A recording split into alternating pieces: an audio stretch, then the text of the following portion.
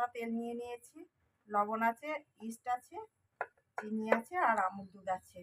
এই গরম জলের মধ্যে সব মিক্স করে নেবো একসাথে। চিনিটা দিয়ে দেব, লবণ।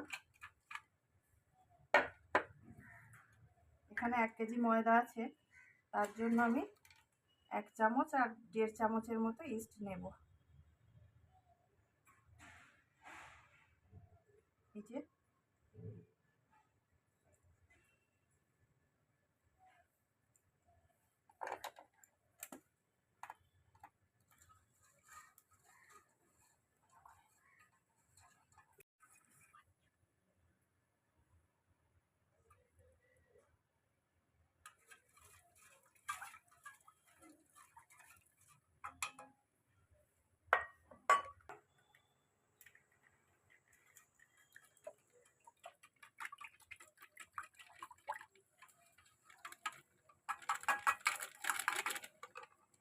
টক দিয়ে দেবো এখানে।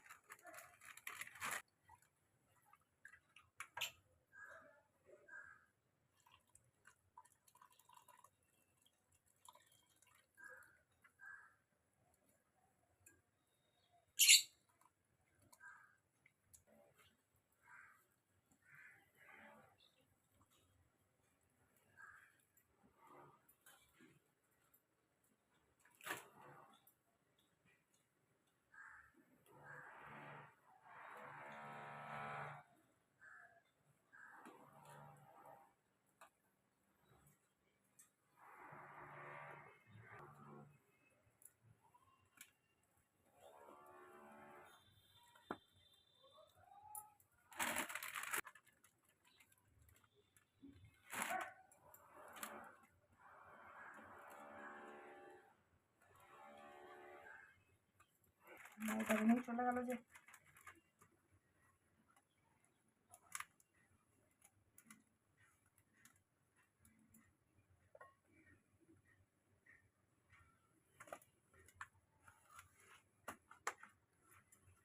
মাখা হয়ে গেছে, তেল দিয়ে ঢাকা দিয়ে রেখে দেবো 4 ঘন্টার জন্য।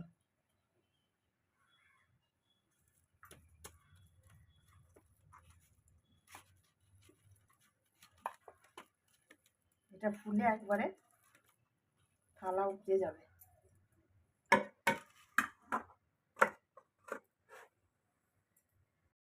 নমস্কার বন্ধুরা, Sonu family blog and cooking চ্যানেলের পক্ষ থেকে সবাইকে জানাই স্বাগত। তখন আমি ভিডিওটা করেছিলাম নানের, এই ময়দাটা মেখে রেখে দিয়েছিলাম। এটার অবস্থাটা শুধু দেখুন, 4 ঘন্টা রাখতে লাগে না, 2 ঘন্টা রেখে এই অবস্থা ফুলে একদম।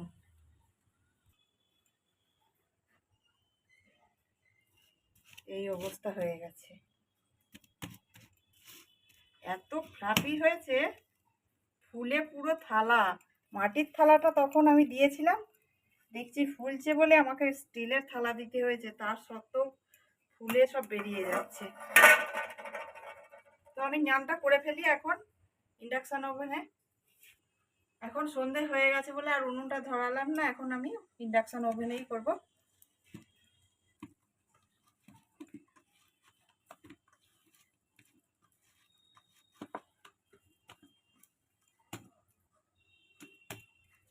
তেল নিয়ে এইভাবে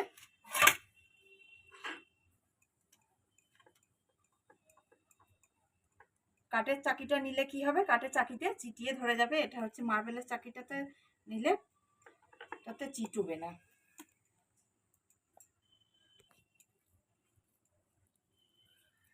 লেচি কাটা যাবে না,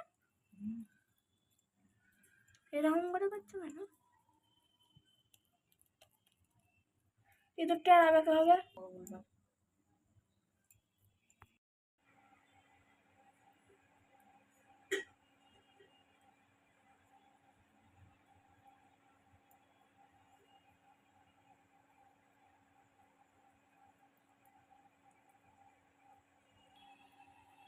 বন্ধুরা, ভিডিওটা ভালো লাগলে লাইক করবেন আর সাবস্ক্রাইব করতে ভুলবেন না।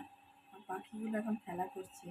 তো বন্ধুরা, এটা করার জন্য বেলুনি লাগবে না, এটাকে তেল দিয়ে এভাবে বেলে নিলেই হবে, হাতে করে করে নিলেই হবে।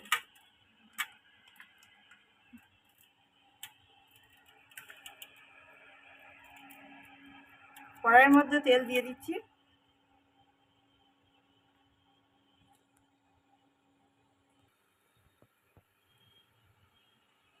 তেল তো এখনো আসেনি।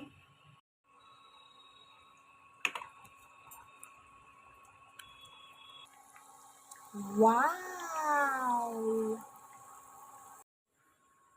কি সুন্দর দেখুন, ফুলেছে কি সুন্দর।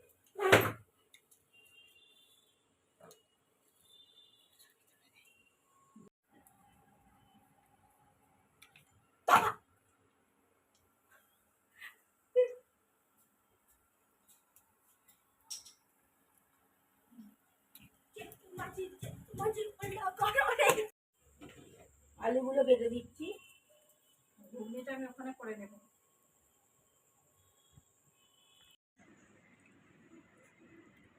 এই দেখুন কত সুন্দর হয়েছে, জালি জালি, খুব ভালো হয়েছে। ভালো লাগলে একটু লাইক করবেন, সাবস্ক্রাইব করতে ভুলবেন না কিন্তু।